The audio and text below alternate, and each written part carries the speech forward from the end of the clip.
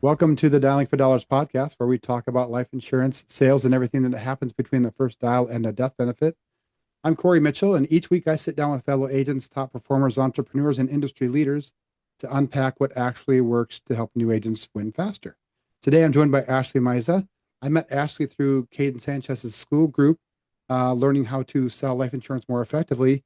And I think she's an extremely interesting communicator, and she is wildly successful. So I wanted to have her on the show and see what she can do to help us become better agents faster. So welcome to the show, Ashley. Thanks for having me. So tell us about kind of your journey in life insurance, how you came into life insurance, and just kind of a bit of backstory. Yeah.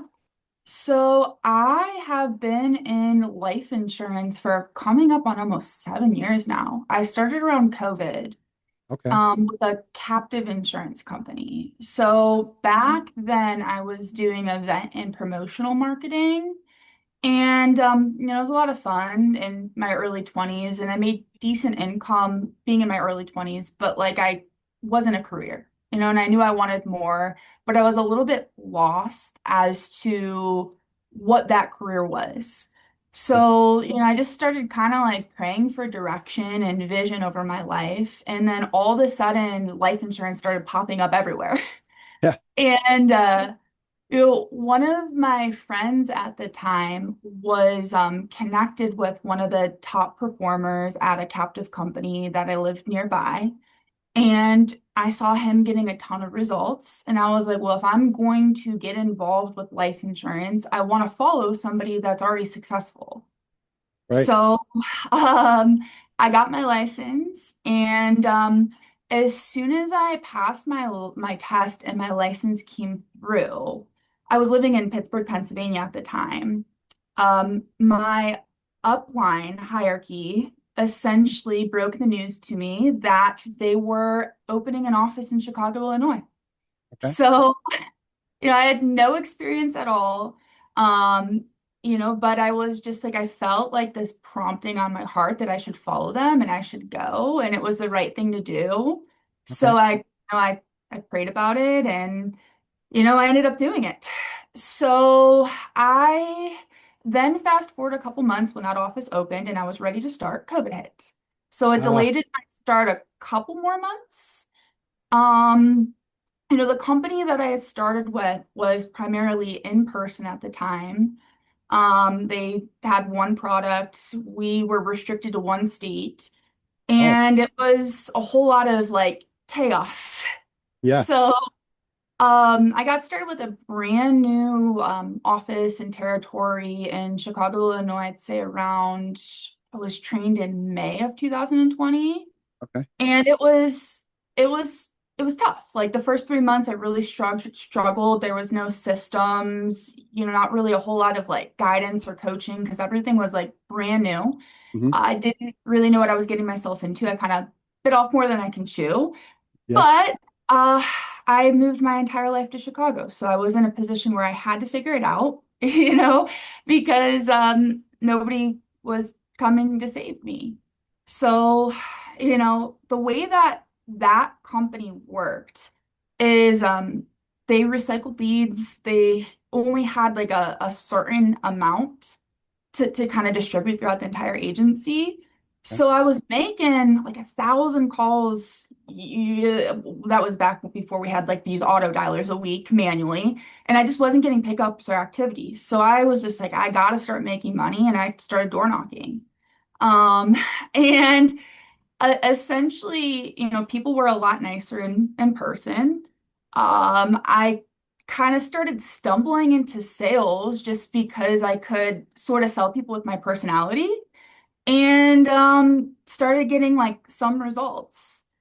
And then what happened is I started getting some coaching, some guidance. My first year, I ended up being one of the top producers in the entire company. Oh, And after that, I decided to transition into team building over there. okay. And I built two teams over there. The first run, I learned a lot. I came off of being a high performer and working really hard, but like I think like what I learned is that, people aren't me. And I had to create systems and simplify things because not everyone was going to be able to just, you know, teach themselves and work as hard as me. So I got to like a middle level manager position, I'd say at that company. Everything sort of fell apart. I took some time off and I reset and I just really focused on like systems, simplifying everything and making it as easy as possible for a new agent to come in the next time around. And fast forward a couple months later, the gentleman that was like in the highest position in our agency got promoted and he became a state director.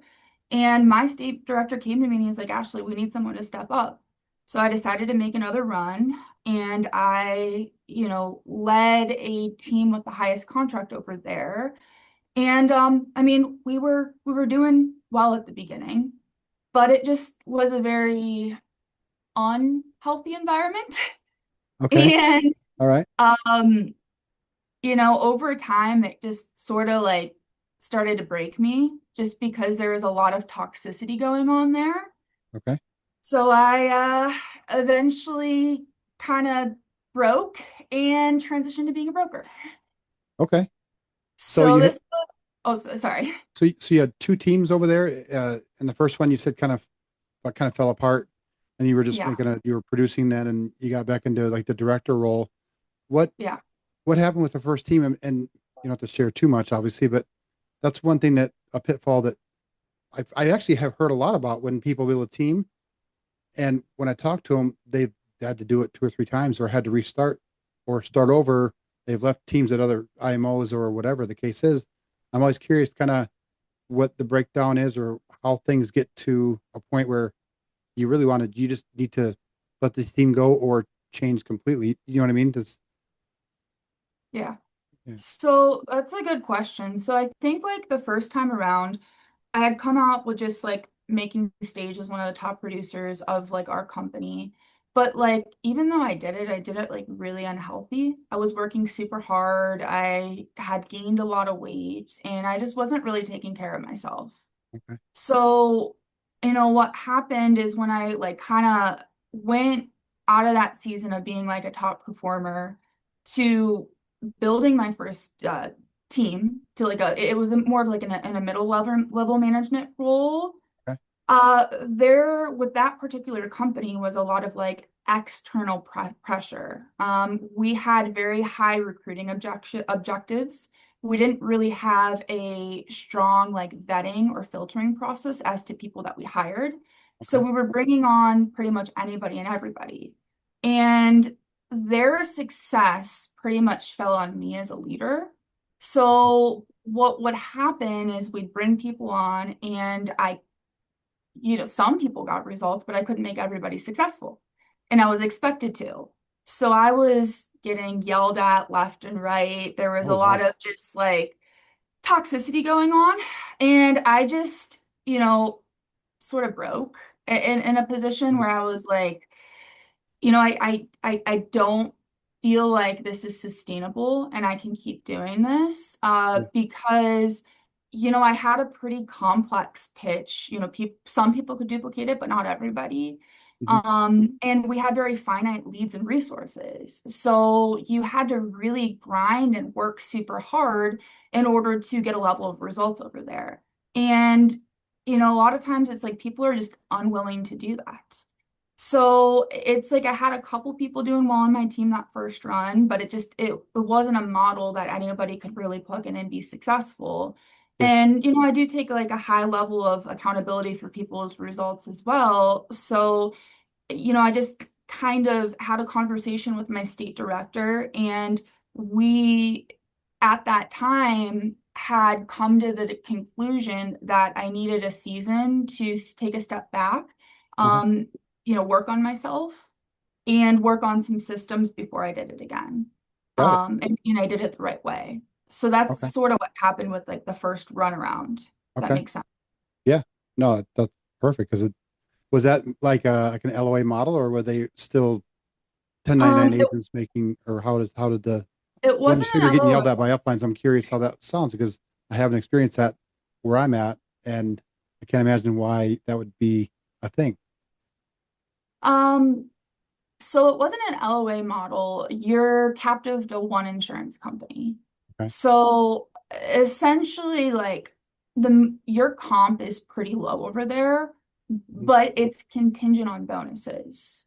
Okay. So, essentially, I think the whole issue behind that is like when you don't have like enough width in your agency and you're depending on a few key performers to provide you all the results, and Mhm. like you're not leading from the front and actually, you know, recruiting more managers or actually doing that production yourself. You just want everybody else to do that work for you. That's kind of like what that stemmed from, Sure. because in that state directorship, whatever you want to call it over there, Mhm. like everything was, I mean, at that time it was funneled through like one leg. And I think that leg had like three middle level managers. So just there wasn't a lot of width. So it's just they needed us to get results. Right. Um, and then, when I was at like the top contract level, it was only funneled through two legs.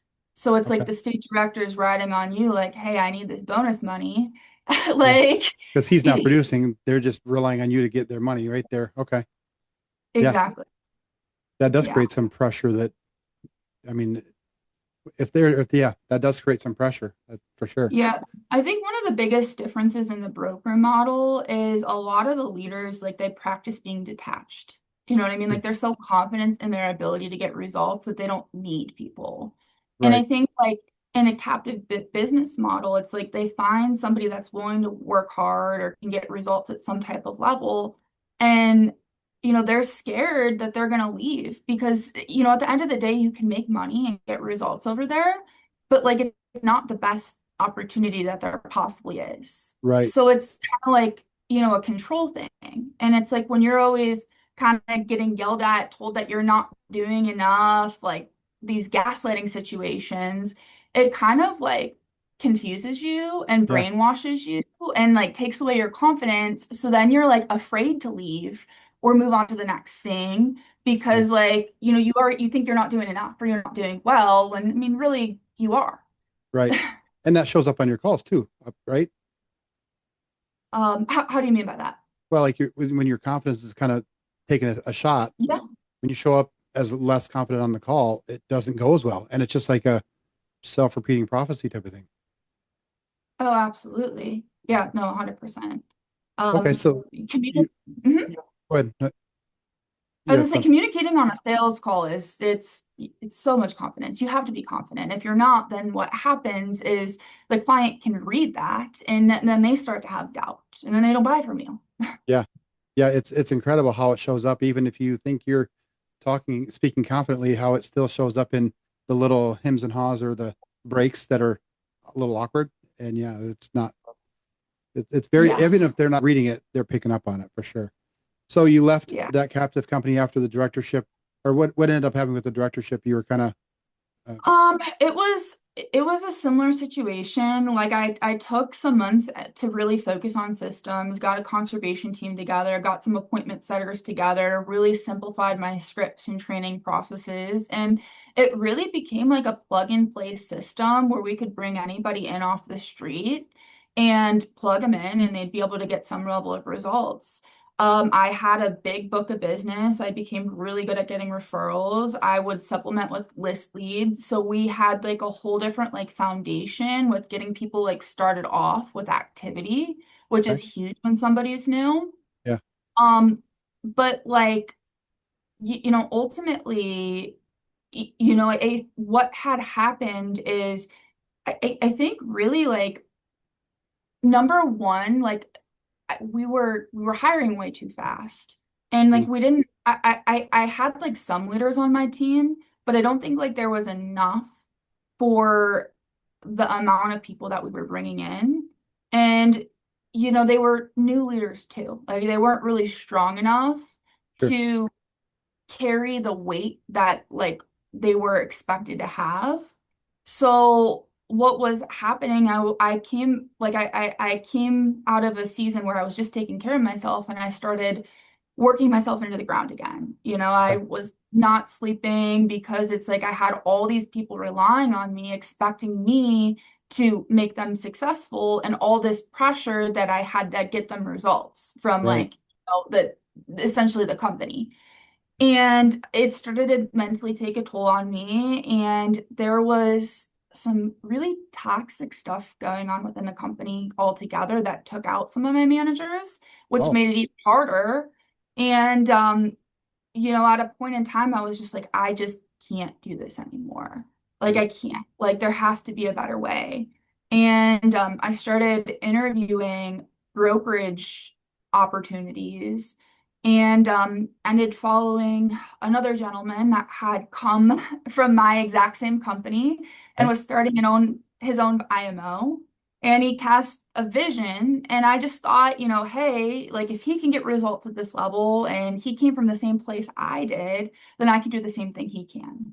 Right. I think he was only like 5 years into being a broker at that time, doing like it was crazy numbers, like 14 million a month.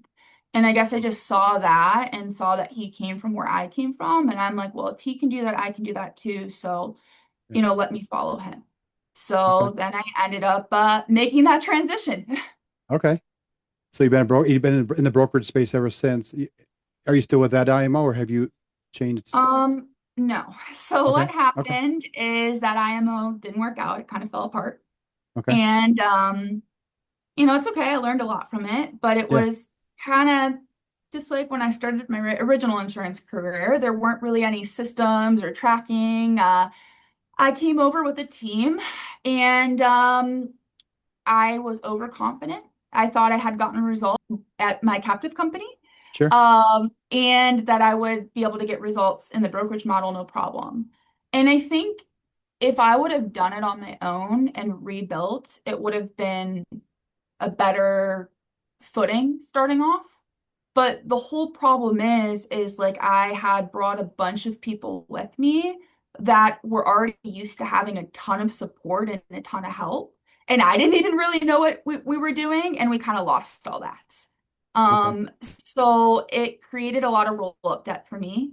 And then what happened is when that IMO sort of was no more, because the business partnership didn't really work out, uh, the gentleman started a second IMO, and I just kind of branched off and started doing my own thing. And Okay. at that time, my mindset is like, I'm going to take a step back from leadership and I'm going to learn everything I possibly can about this industry so that when I do it the next time, I'm doing it the right way and this doesn't happen again. Okay. So you just went back into producing at another IMO and how long did you do that before you decided to start building again? And at what point did you Mhm. decide to stop producing and start only being a leader? Maybe that's like a two-part question, but how long were you producing before you decided to start building again? Yeah. So, I think I made that decision about a year ago. That like I just need to take a step back from all this and I need to learn the industry. I didn't have the best personal persistency. And I was like, if I recruit now, I'm going to duplicate bad habits. Sure. So what I did is I signed up for Jeremy Minor seventh level, which is how I met Keaton, because I knew how to close deals, but the communication from where I started in the brokerage model is just different. Right. So I didn't really have anybody to learn from. So I didn't know what to do. I knew that I was going to figure this out. I just didn't know how. So, I just kind of was like, okay, I spent $30,000 on sales training to just like hope that I would learn. Okay. Um, so, I went through that whole program and I wanted to pay off all my debt, which I did, so I don't have any debt with insurance carriers. And like, I'm at a position right now where my contracts are just sort of scattered and all over the place. Okay. So, I'm not really like intentionally trying to recruit or build now, but I know that it's something that I'm going to do. And I know, I think like just with getting my contracts all aligned, realistically, the time frame for that is probably going to be in, maybe 5, 6 months, 2027. Okay. Maybe I'll bring on a couple key people before then, but I'm not gonna like actively start recruiting or building until like that's all in alignment because it's Sure. just gonna create chaos, right? Right. Um, You, you however, mentioned, mhm. so you kind of mentioned, you had some debt with carriers and you've got that all paid off. And I have another question after this too, but like, was that all like roll up debt or was it chargebacks on your own production or? Both, both. Okay. Okay. So, 50,000 a roll of debt, probably 50,000 a personal debt, oh, 100,000. Yeah. wow. And that kind of locks you into that, those contracts until you can pay them off before you can really leave, right? Like you can't do much of Yeah. anything until that's almost crippling. What kept you Yeah. going?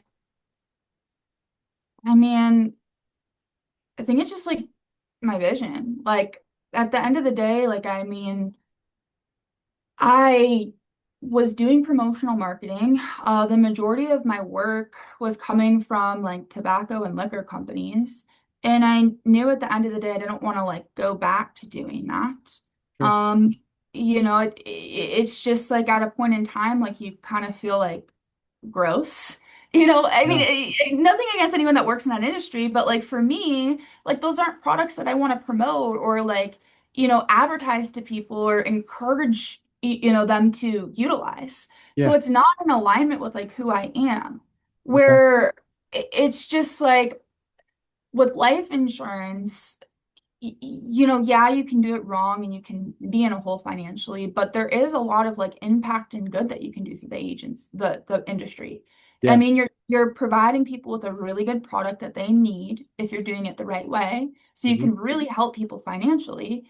And it's like not only that, but in team building, it's like you have the ability to influence and help people spiritually, mentally, physically, financially.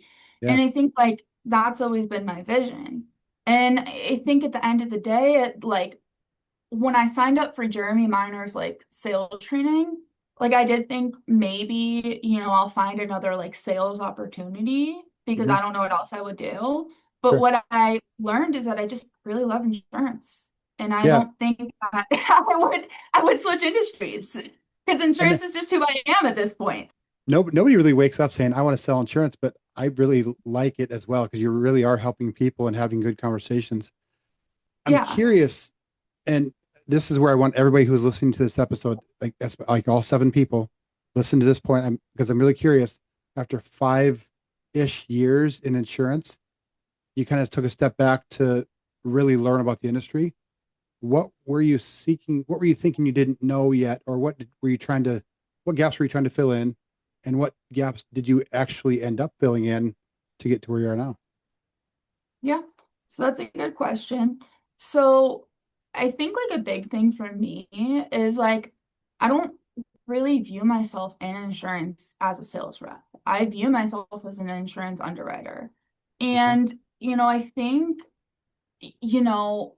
there's levels to this. I think like as a new agent, like coming in, it's very overwhelming to have a large portfolio of client carriers and products. And I started off with 6 as a broker, so I didn't have a lot starting off. But like, it's just like there's so many products and ways you can help clients and different companies out there. And like for me, I wanted like I came from a company that only did final expense and whole life. So it's like I wanted to learn more about how IULs and annuities and these term life products worked. I wanted to learn like the underwriting and how to properly place somebody. And I mean, you can do that with a team, but at the end of the day, like I was also used to from the way that I was taught recruiting super needy people that consumed a lot of my time. So I think I Sure. just needed a break from that as well. Yeah. So I think like there's a couple of things. I mean, I needed to shift the way that I communicated because I came from a very pushy boiler room like type of like sales style. Okay. So I had to learn how to shift that. I had to learn a little bit more about how the brokerage model work because there's so many different carriers, so many different companies, so many different types of products. And I had to learn how to manage it too. Yeah, Because at my captive company, everything was just through one portal. It's a sure. lot harder to manage 100 different carriers and commission, Yeah, paychecks and policy issues from 100 different places. So, I had to kind of learn how that all worked so I could bring on staff to support me when it comes to managing that as sure. well. So it's just like a really, I guess, I went from like having a sales job to actually being a legitimate business owner. And there's a Oh, learning curve behind that. yeah. Yeah, you talk about systems and you talk about just understanding all the bits and pieces. So it sounds like more technical understanding than sales knowledge. I mean, did your production change, your level of production change after you kind of went through those exercises? Or because you said recently, I think you posted you're at like $700,000 year to date and on your Yeah. own pen. Yeah. I That's mean, amazing. I've always produced at a high level. What's changed is my persistency because I rarely have cancellations now. Okay. But like, man, I really everything kind of it's a long story when I made that transition. But like my second month in the brokerage model, I submitted over 120,000. Holy So like cow. I was able to write business at a high level coming in, but it just Hmm. everything was falling off. I'm not having that problem now. Like now my business is actually like sticking. Um, I guess like I haven't actually like really pushed for a super big month yet. I did I think March I did like 195, April I did 108, May I did like 118, but that was just kind of like me just being normal. I wasn't really prepared. I would love to have Um, that as normal. so I would like to, like, while I'm getting my contracts in order, like, really do like a push month to see like what I'm capable of and if my production did go up, because that would be cool. But I Yeah. think like the biggest thing is just like my persistency changed. Yeah. That's so. All right. Now I'm leading into more questions. So you did 195. Is that like a mix of final expense, mortgage protection, annuities? What is So when included in I that? did those $300,000 months, I was running general life at the time. Three hundred So thousand dollar months, you said? no, Oh, $300,000 months oh, back to back. okay. Yeah, yeah, yeah. Gotcha. I was doing general life. So, I started on veteran final expense because it was similar to where I came from. And then I Okay. transitioned to mortgage protection pretty quick.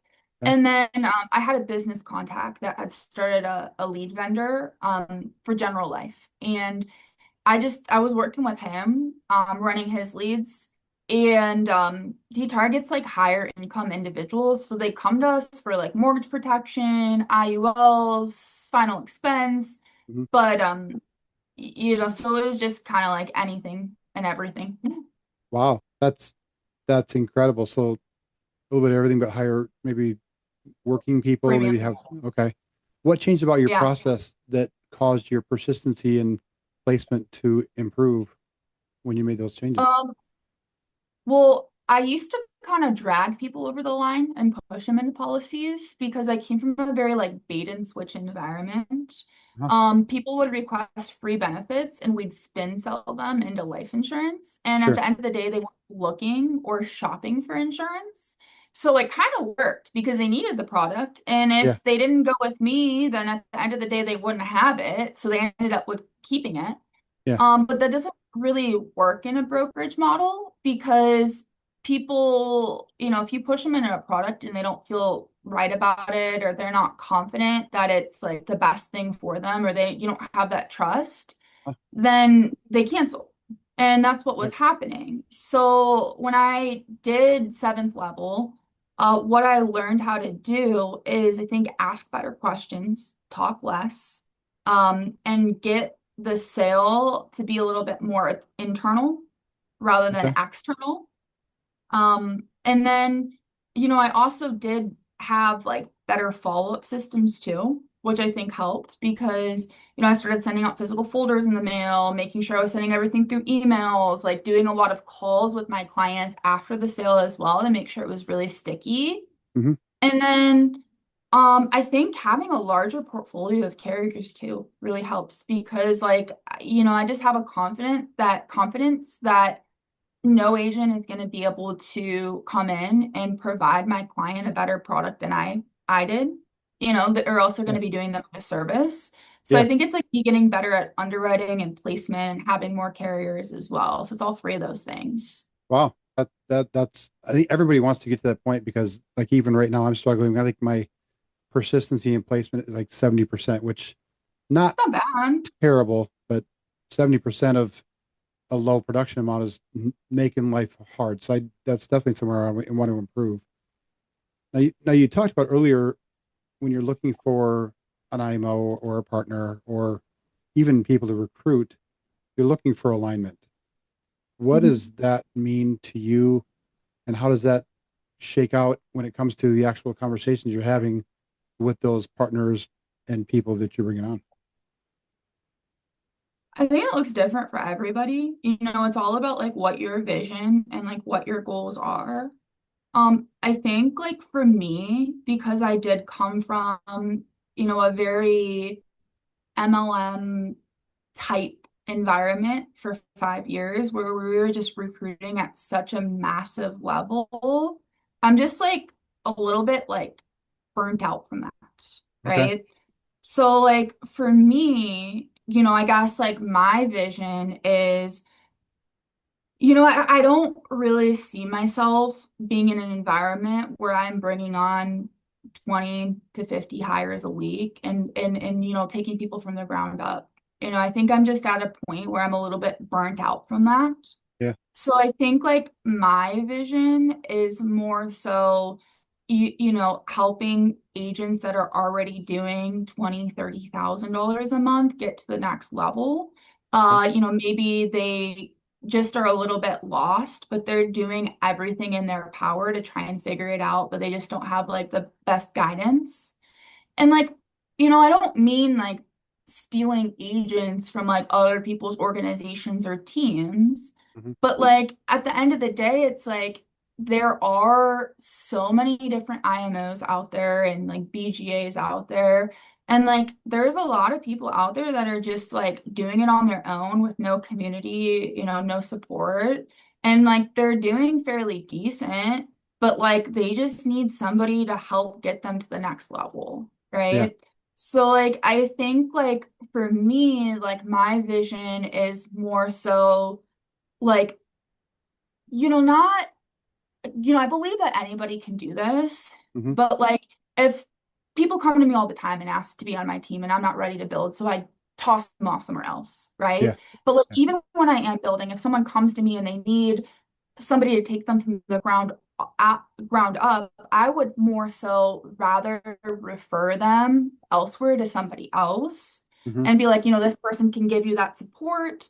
We're not, it's just not a good fit right now, Sure. right? And like Yeah. for me, I'd rather sort of have like a more selective, smaller team where everyone's producing at a very high level. Yeah. People that like want to do 100,000 in a month. Yeah. That's been like a big vision of mine to have like Yeah. more $100,000 producers than anyone else. Yeah. So, I think like being able to partner with an organization that does give me the wiggle room for like compensation, that's important. That does have the portfolios of carriers and that, at the end of the day will be like more like a business partner for me. Right. So I think like that's kind of like what I'm sort of envisioning and looking at Okay. because like insurance is my life. Like it's all Yeah. I do, it's all I really think about. Yeah. So, like for me, like, I don't, I think, need to really plug into a situation where like I have like a manager, a bunch of mandatory meetings like I've had to in the past at my captive company. I Right. kind of, my vision is to more so like structure it like an actual business. Hmm. And it's not even about making money. Like I can make money on my personal pen. Like I don't need agents on my team to make money off of. So even if they have some Right. contracts underneath of me and they're building elsewhere, like, I could help them expand their portfolio. Yeah. So I think that's kind of like, my vision. And it's a little bit different, I think, than the a way that like a lot of people build in the brokerage model. That makes sense. Yeah. No, it makes total sense. And actually, when you cast that vision, having a team of people who can live in abundance because they're high performers, high producers, you because I can see where you're getting when you have a mix, because every good sized agency is going to have people who are performing and people who are struggling and starving, and you Yeah. can really get bogged down by trying to help the starvers, for lack of a better term, get up to speed or talking them off a cliff because they had a chargeback or something like that. Whereas the high performers and the producers, they just roll with it because it's just part of their business and they are producing well beyond what they're getting charged back. So it's never a really and maybe chargeback isn't the right example, but they're living up here when if you're a beginner, you just need so much more, and it's tough to really maintain because you can drag yourself down in your mindset. You can really get into weeds like, well, if I don't help this person succeed, that's kind of on me. And I see where you're going, and I can appreciate that a lot. I Well, would, yeah, it's like it's also like I don't think I'll stop producing. I think leading from the front is important, but right, it's just like when you're also producing at a high level, like you do have sometimes people that aren't getting results that kind of look to you and they're like, this person can save me, and then it's like they do come to you for a lot of support mhm, and like it takes up a lot of your time where at the end of the day it's just like maybe that person like could be good but just like it's not in alignment to be like direct to me, you know what I mean? Like I yeah, would probably give them somewhere to someone else that can give them that level of support and I would help them with their mindset, that like I'm no better than them, they can do exactly what I can do, yeah, but like I wouldn't want somebody to come on my team, just because they think that I can make them get results. yeah, I would want individuals that like are confident that they can get a level of results themselves, but like I can help provide resources or guidance or structure to help them get to like the next level. That makes yeah, sense. yeah, absolutely. You know what? I just keep going back to the while what you've produced on your own pen. If you're successful doing your own production and don't have to rely on a team for financial, what's pulling you to build a team at some point in the future? I think that's why I don't want to do it like an MLM style where I'm bringing anybody and everybody on. Hmm. But like, I also feel like too, like every hard thing that we go through is for a reason, Yeah. and God will use that. And I think at the end of the day, like I've been through like a lot of shit and I've, persevered through it. And I think, that's all stuff that God wants to take and use to help other people. So like for me, like if I'm having mentorship with somebody, right? Mhm. It's not like a needy relationship where like I'm consuming all that person's time, Right. but like, it's just kind of like basic guidance and help to get to the next level. Hmm. And I think like at the end of the day, it's like, why would I work this hard and be able to get results just to keep it all to myself? You know what I Right. mean? Like Yeah. it's like I think like part of the reason that God's put me in this position where like he's allowed me to have the, ability to communicate the way that I can is that so I can share that with other people and help them get to the next level. Yeah. So I think it's just more so like purpose and vision and just wanting to make an impact because like when it's all just like about money, it's just you burn out, Yeah. right? But I think it's a lot of fun to be able to see people make more money than they've ever made in their life. And that's part of the reason I stayed with my captive company as long as I did. Because I Yeah. did have individuals that were winning and they'd come to me and they'd be like, oh my gosh, I just, made more than I've ever made in my life. And that's like, it's really fun, you Yeah. know? Yeah. So That's something I do miss, having a level of community. It has to be like with the right individuals, and I have to do it like selectively Mhm. so that, I don't burn myself like I've done in the past.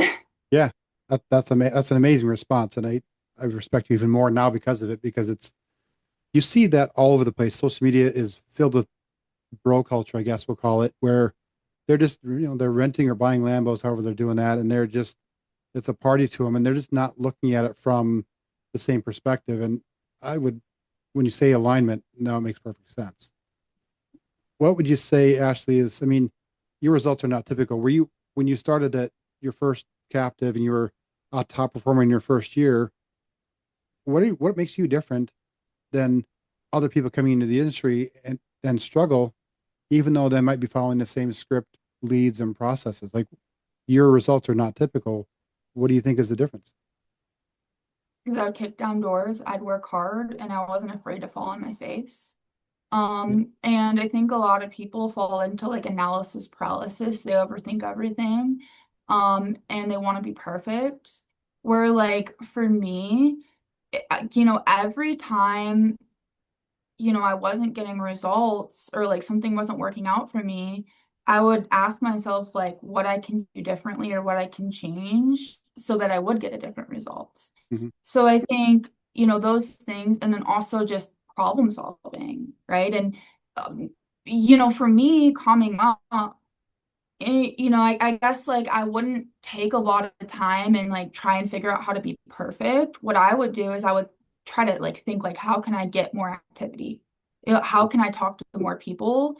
Because at the end of the day, like I knew if I would talk to more people, then I would naturally progress and I naturally get better. Hmm. And yes, like I would spend like a little bit of time like sharpening my axe and like refining my skill set. Hmm. But I mean, it was really minimal. It was like at the end of the night, like I might like call my upline and ask him like, "Hey, I got beat by this. Like, what could I do differently next time?" I Hmm. would make a mental note of that and I would change it for next time. Or like, when I was starting off because I was door knocking because that was the only way I could see people, Yeah. I would listen to like presentations in the car or like sales training like while I was driving or podcasts. But like, you know, I think like a lot of people they get beat, they get mentally defeated, they like, they just don't keep going. Where for me, it's like, I fell on my face like time and time again for like 3 months, like working really, really long hours. Mm. And, eventually the results just started coming. And I think like the definition of insanity is doing the same thing wrong over and over again. So it's like through that process, I was getting a lot of activity and rejection, but like I was troubleshooting and just figuring out like how can I get 1 degree better like the next time. And then it just eventually compounded. And then all of a sudden I was like an overnight success. And they're like, putting me on this stage. And I'm like, hey, like I'm just like everybody else. I'm not doing anything special. It just sort of Yeah. happened. So every rejection was a learning opportunity, and you didn't take Yeah. it personal. You just use it as, well, that didn't work. Let me try this. And I mean, a lot of people Yeah. do that.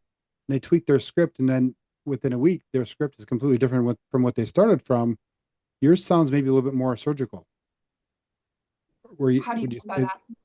Well, I mean, some of you, if you go with it, it happens a lot when you go to a lot of training classes or trainings, and you're like, oh, I really like the way they said that. I want to use that next time in my script. So you plug it into your script, and then you go to another training, and oh, I really like that. I love how that worked. I want to put that in my script. Or you have an objection you couldn't overcome, so you try something different, and then pretty soon your script is a complete Frankenstein monster, different from where Yeah. it started. And I think I think like I have done that with my script and my processes because like but like the difference is I think the activity behind it, right? And that activity behind it and like the data behind like, okay, this works, this doesn't work. Let's put this in here. This works, this doesn't work, right? Because like when you're doing that and you don't have enough presentations or activity, then at the end of the day, it's like like you're just piecing something together with no foundation or no data or like no like, test, right? right.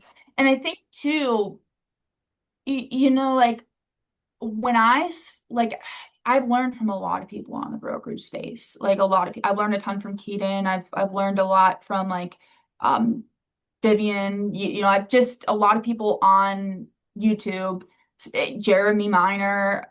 So I have kind of picked and prodded, but like starting off, I think like when I was brand new in sales, Hmm. I was just listening to one person and I had a tunnel vision because my upline at the time, I followed him because he's the top producer in the Pittsburgh office, which was the second largest territory, in our company. Okay. And I saw him, making $500,000 a year. And I was like, if he can do it, I can do it too. I'm just going to do exactly what he does. Yeah. Um, and eventually, when I started getting results, I had an awareness and I was able to know how to like change things and make it my own. Hmm. Right. And I think maybe the whole problem is people do that too soon before they have the sales foundation or the awareness. Sure. Where like once you develop that and you have enough skin in the game and you have enough experience, you have enough reps, you can kind of like pick and pull. But it Yeah. gets to be very confusing, like when you're brand new in the industry, because you don't really know like all the psychology behind why people do what they do. And you start taking stuff out, but like that thing that you took out was actually important. Or you Yeah. start adding something in and it sounds horrible, but you just don't have any awareness because you don't have like enough experience or reps. Right. That makes sense. Yeah. I So mean, I think, does mhm. that psychological understanding come over time because you're seeing how the script works with different prospects, or how does, because I mean, a lot of people aren't coming into this with a psychology degree, so the awareness of understanding that comes slower for some than others, I think. Um, I I feel like think the I've more worked. activity you get, Yeah. the faster it's gonna come. So Yeah. I think like on like the brokerage model, I would say like a good like baseline would be getting consistent with $20,000 months. And I think like when you get consistent with $20,000 months, at that point you have some kind of baseline where Hmm. you probably know a little bit as to why something works and why something doesn't work and how to change it. But I Okay. think like until that point, it's like finding somebody that's already producing at that level and then modeling exactly what they're doing. Because that's what I did when I started. Because I Sure. knew like, my upline was already doing $50,000 months.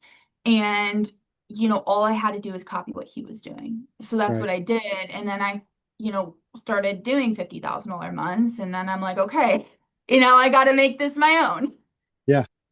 And so you leveled up even beyond that. I mean, so it wasn't immediate. You were a high performer, but you've increased leaps and bounds since then. Is that fair to say Um, can in you terms repeat of that? I'm sorry. production? What's that? Can you repeat that? So you've always been like a top performer since the beginning, but you've improved and increased your production by leaps and bounds since then. And has that been more because of what you've studied on your own, what you practice on your own, what you've learned from like sales trainings, like repetitive? When you say activity, and maybe I'm kind of talking around circles here. I feel like I've done a ton of activity, and I'm not getting those kinds of results like you are.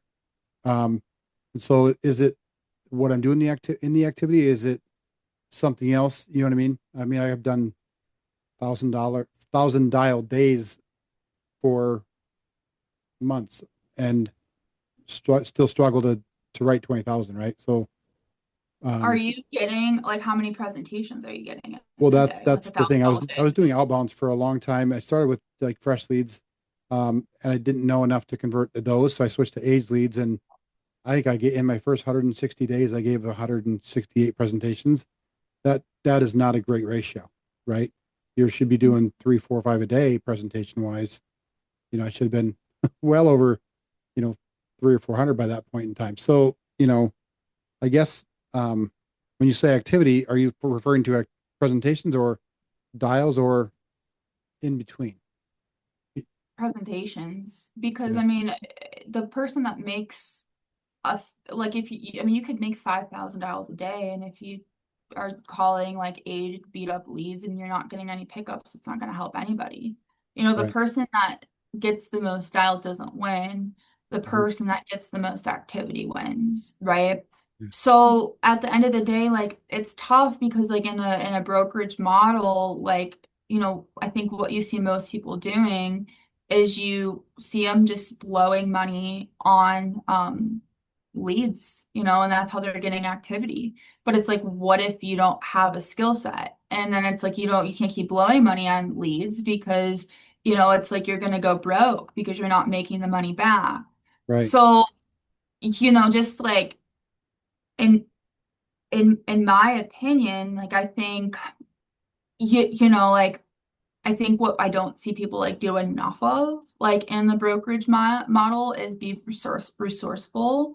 I think like we get like really lazy because like the top performers can just spend more money on leads, so they don't have to like get entrepreneurial and actually think like business owners.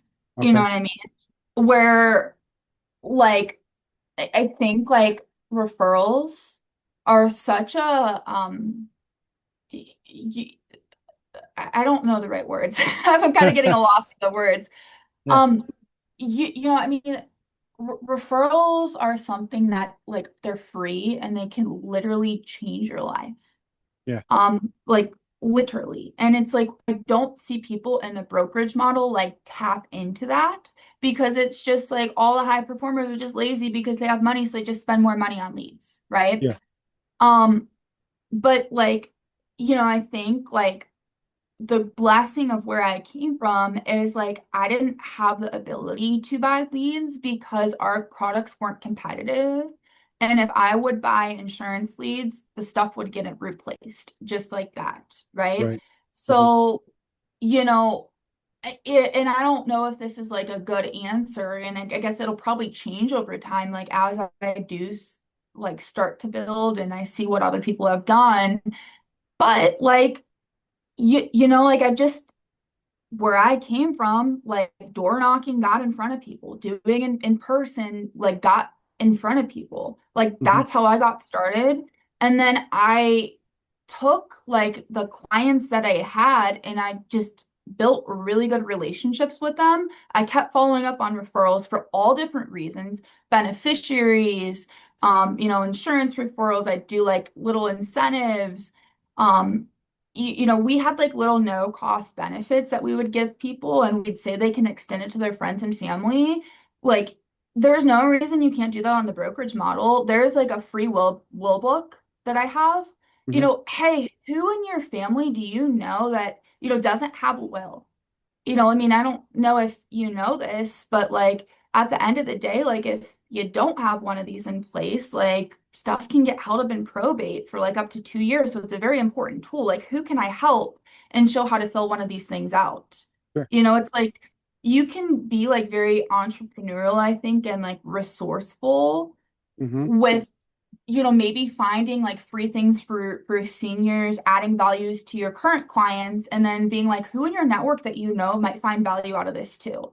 Because Right. that's a lot of like what we did at our captive company. And like we wouldn't just like sell somebody and forget about it. I'd follow up with them every couple months and we'd do something else to add value to them. And we'd continuously, you know, give, and then ask for referrals. You know what I Sure. mean? Like, Yeah. so I think like if rather than if like you're doing something and it's not working, right? Hmm. Don't keep doing that.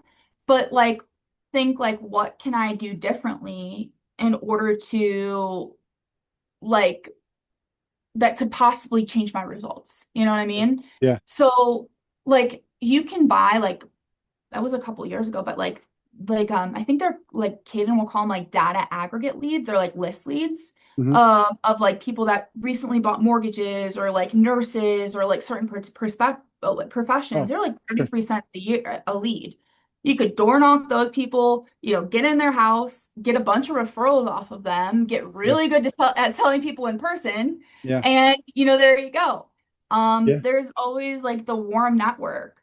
I know like I never did this at my captive company, but like people would go to like daycares and they'd have this child safe program that they would promote.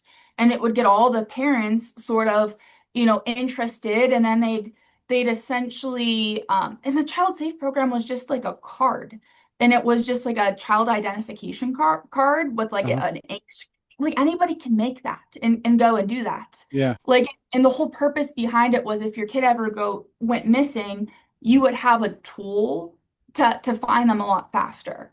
Yeah. So, it was this very like entrepreneurial, like out of the box thinking that we would do to like get leads and resources that it's like didn't cost us money, if that Yeah. makes sense. Yeah. Um, That's a great distinction because I think a lot of people, there's people who say, if you're not giving a presentation, you're unemployed or you're unemployed until your next presentation. But you can almost make the same argument that until you start thinking that way, how can mhm. my business run better? How can I spend less on leads and still produce? Who can I talk to that isn't going to ghost me? I mean, that really does go from a salesperson mentality to a business owner mentality. And I think everybody I see, just about everybody is, unless they're like a high producer and starting to build teams, they're all salespeople and they're not business Yeah. owners. And it's a great distinction. Well, the insurance industry is so big. I know like one of like I'll have to find it and send it to you. But like I do have some like direct to carrier contracts, and I know like the Illinois Mutual rep and I will meet from time to time, Uh-huh. and he always gives me like a list of ideas that I can generate business without buying leads.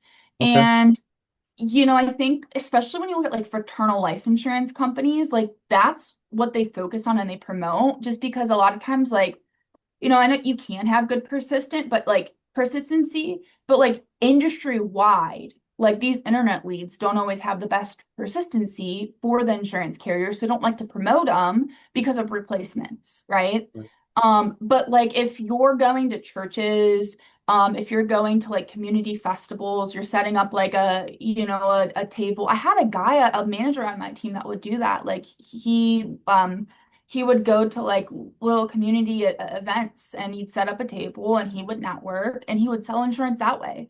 So it's just like in the brokerage model, in a lot of these MOM structured IMOs, you Hmm. just don't see a lot of people doing that. Right. But in the insurance industry in general, there are a lot of individuals that do take that approach and they don't spend money on leads. They focus on generating business other ways, Right. right? So I think like if I was starting from scratch on like the brokerage model and I didn't have money, Hmm. that's what I would do in order to generate like a book of business. I know my first month I didn't have money because I made a bunch of financial mistakes. So I just went and I called all my clients and I got more referrals and I wrote 60,000 off of referrals my first month and I generated a cash flow so I could invest money back in leads.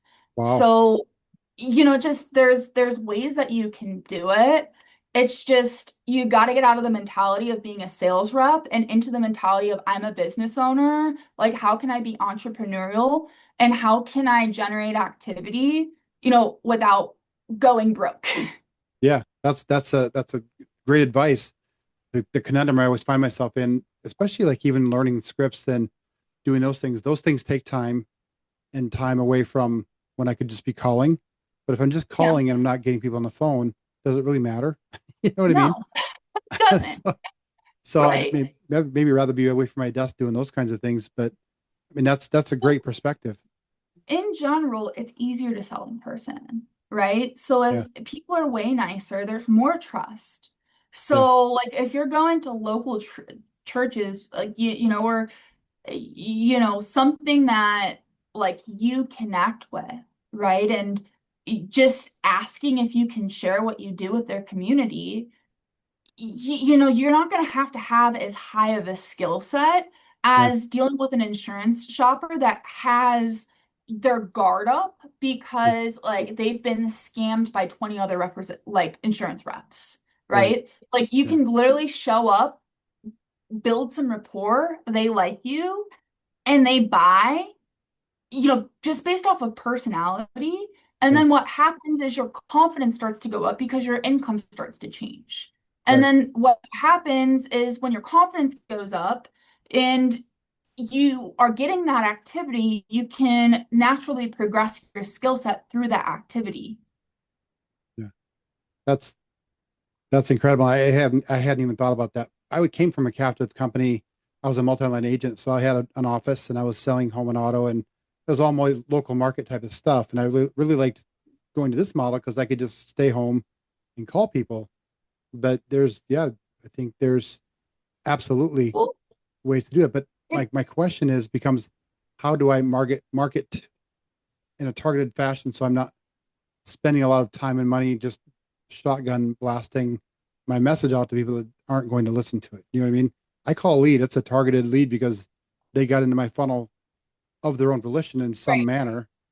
But And I uh, That's why that's the goal long term is to just sit at home and call leads because they're targeted and high intent leads.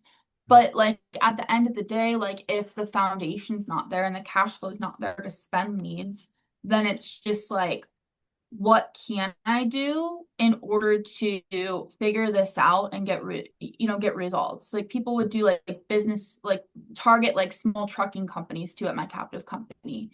okay. That's so, I think like, I guess like I don't have like a black and white answer for you Yeah. because like I haven't actually done that on the brokerage model. I've done it on the captive side of things, where I've gotten very entrepreneurial and resourceful as to ways we can generate activity just because we couldn't buy leads. Yeah. And just like, you know, I'm not in that spot right now, but like I'm also like there's so many like resources like AI, ChatGPT, like YouTube, like I mean, with social media, you can reach out to so many different people. It's like if I was in that position, it's like I would find like just figure it like find a way to figure it out essentially, if that Yeah. makes sense. Yeah. I mean, So like think like a I just business don't owner. exactly. And it's like I had an assistant at the captive company I was with, Yeah. and one thing she told me, and she's just like, because I paid her off commission, it was like a base of my income, like she would make, and she's like, Ashley, I've failed more working with you than anyone else that I've ever worked with, but I've also made more money working with you than anyone else I've worked with. And I think like we would just get these ideas, we would run with them. Sometimes they wouldn't work, sometimes they would, but we just wouldn't give up. Yeah. There's so much power in being around people who just keep going no matter what, because it's going to be hard. This is a hard business. That's why we get paid so well. But I mean, that's great advice. And you're, you did it early on out of necessity because you said you didn't have a ton of cash to spend on leads and you were getting referrals, and now you're kind of doing what you want to do, where you can call or take inbounds or whatever the case is. I mean, if you came from, because you were with a captive, like, are you able to contact those clients and get referrals for life insurance or no? I Because it didn't was really sell captive. a lot of life insurance when I was there because I didn't But know like, how to you have sell life other insurance. clients from that, right? Yeah, yep, I do. Can't Well, you? no, I couldn't. That's not my book. I couldn't bring it with me, and I don't think I can call them for a year. Basically, Has it been a year? what's that? No, it's been like 7, 8 months. I don't know. So I mean, I know that's something Matt Ryder will always promote as like that warm network, which is like really uncomfortable. And I was just like, I don't want to do that. I yeah, get like feeling, but like if you got to do it, you got to do it. And it's a way you can yeah, generate a cash flow so that you can have money for leads and build your skill set. yeah. I had there was a trainer that we did a lot with at my last company, and he was so in love with life insurance. He felt he was doing you a disservice if he loved you as a friend and family member.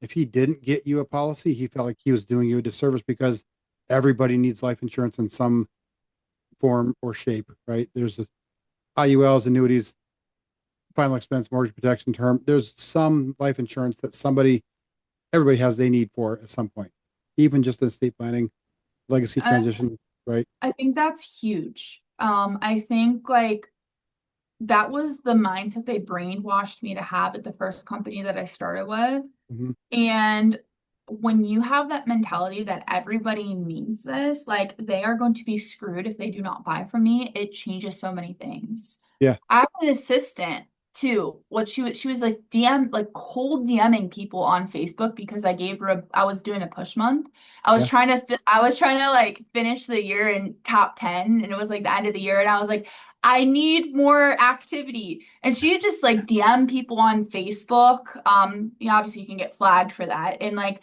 yeah. try to get me referrals on social media and it worked. We got some sales that way. Wow. And like again, we didn't really know what we were doing, but like my whole mentality was is like, dude, if you got a family, you don't have life insurance and you pass away, like you're screwed. Like Yeah. these people like need it. And it's Yeah. like that definitely changes when you have that same mindset that your old manager had. And it's a conviction that people can feel. Yeah. Absolutely. We're because I could keep going on for hours, Ashley, because I feel like I have so much to learn from you and it's been so much fun. But I want to be respectful of your time. We should probably wrap it up. But if somebody wants to buy a policy from you or come work with you, and I know you're not recruiting now, but at some point they may want to, and how can they find you? Yeah, they can well, I guess we'll do Instagram on here. Okay. Um, so they could just search my last name, my first name. So it's Myza, Myszza, Ashley, Ashley, and just shoot me a message. Awesome. Cool. Well, I appreciate you coming on the show. Extremely helpful and look forward to more conversations with you. Thanks for listening to the Dialing for Dollars podcast. If you enjoyed the show, like, subscribe, and share with another agent who's still calling leads at 8 p.m. Thanks for watching.